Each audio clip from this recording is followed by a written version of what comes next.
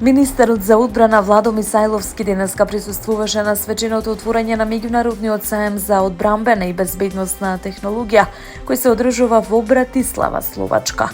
Настанот се одржа на покана на словачкиот заменик премиер и министер за одбрана Роберт Калинак. Мисајловски нагласи дека саемот представува значајна меѓународна платформа за презентација на современи технологии, иновации и достигнувања во областа на одбраната и безбедноста.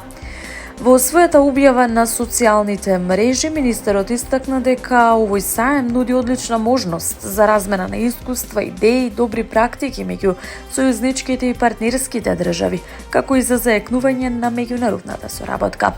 Тој додаде дека во услови на современи безбедносни предизвици ваквите настани имаат особено значење за следење на технолошкиот развој и напредување на капацитетите во одбрамбениот и безбедносниот сектор.